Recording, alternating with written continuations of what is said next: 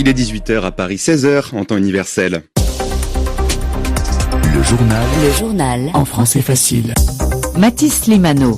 Bonjour et bienvenue à la une de ce vendredi 24 avril. Une trêve prolongée mais des bombes qui continuent de tomber. Israël et le Liban ont accepté de prolonger le cessez-le-feu de 3 semaines, mais sur le terrain les incidents se poursuivent.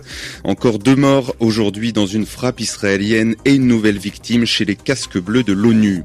L'Espagne va-t-elle se faire virer de l'OTAN, l'alliance militaire des pays de l'Atlantique? C'est en tout cas ce que souhaite Donald Trump. Il reproche à Madrid son manque de soutien dans sa guerre contre l'Iran. Le Premier ministre espagnol Pedro Sánchez dit ne pas s'inquiéter. Explication à suivre. Et puis coup d'envoi de la Coupe du Monde de foot dans 1 mois et demi au Mexique, au Canada et aux États-Unis.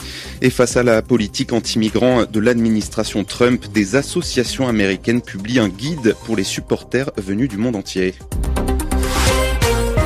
Israël et le Liban ont donc décidé cette nuit de prolonger le cessez-le-feu de 3 semaines. C'est Donald Trump qui l'a annoncé après une réunion à Washington avec les ambassadeurs des 2 pays. Le président américain optimiste pense qu'un accord de paix est possible avant la fin de l'année, ainsi qu'une rencontre prochainement entre les dirigeants israéliens et libanais. Mais sur le terrain, visiblement, ça ne change rien. De nombreux incidents ont encore été rapportés aujourd'hui. La prolongation de la trêve n'a aucun sens au vu des attaques israéliennes, estime le Hezbollah. Le mouvement chiite, grand absent des négociations, maintient sa position et refuse de déposer les armes. Nicolas Falaise. Nous sommes formellement contre les négociations directes entre le Liban et Israël. Hussein Haj Hassan est l'un des députés du Hezbollah. Selon lui, c'est un face-à-face déséquilibré qui a eu lieu hier à la Maison-Blanche. Dans le discours de Donald Trump, il a dit qu'Israël a le droit de se défendre. Il n'a pas dit que le Liban a le droit de se défendre. Donc, il a donné à Israël le droit de faire des raids et de violer le cessez-le-feu temporaire. Plusieurs bombardements ce matin, plusieurs explosions dans les villages et destruction de maisons et des écoles. Il y a des gens qui ont été martyrisés. Donc, le cessez-le-feu n'est pas respecté. Autant de raisons pour lesquelles le Hezbollah refuse de rendre les armes. Pour le député Hussein Haj Hassan, il n'est pas question de céder aux demandes du gouvernement libanais. Ce sont les demandes et les conditions que les États-Unis ont obligé l'État libanais à prendre.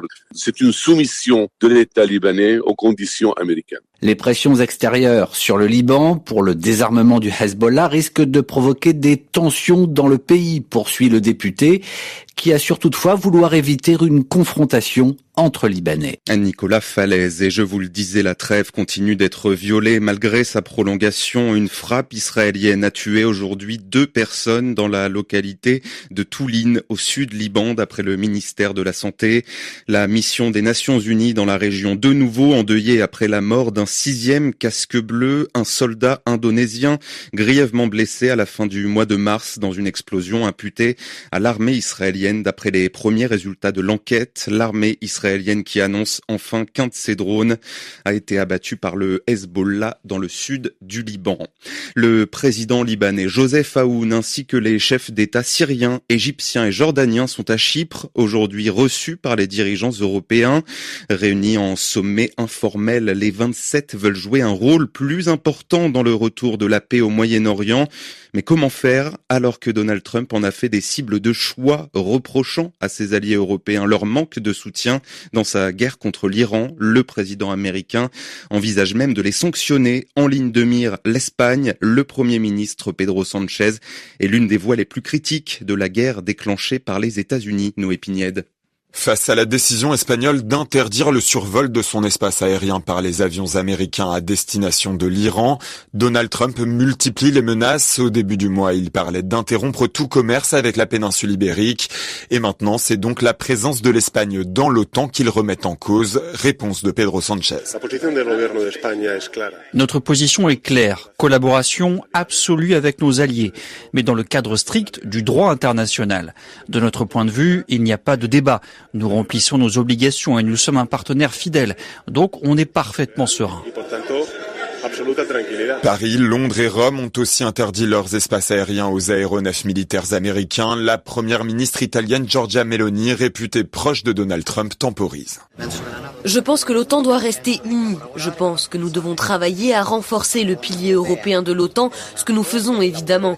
En ce qui concerne nos relations avec les États-Unis, elles sont toujours solides. Et en ce qui concerne mes relations avec Donald Trump, il n'y a rien de particulier que je sois en train de faire en ce moment. Le Premier ministre britannique Keir Starmer, lui, se montre toujours aussi inflexible face au président américain. Charles III est attendu à la Maison-Blanche la semaine prochaine. Et Donald Trump dit avoir tout son temps pour conclure un accord avec l'Iran. Le ministre iranien des Affaires étrangères est par ailleurs attendu ce soir à Islamabad, au Pakistan. Objectif pour Abbas Araghchi, faire connaître la position de son pays sur une éventuelle reprise des négociations. Un bon signal pour les marchés qui restent toutefois prudents. Les prix du pétrole ont légèrement reculé. Prudence car la situation dans le détroit d'Ormuz est toujours aussi critique. Une trentaine de navires tentant de contourner le blocus américain ont été refoulés jusqu'à présent, nous apprend le Pentagone. D'une guerre à l'autre, la Russie et l'Ukraine ont annoncé avoir échangé près de 200 prisonniers de guerre de chaque camp ce vendredi.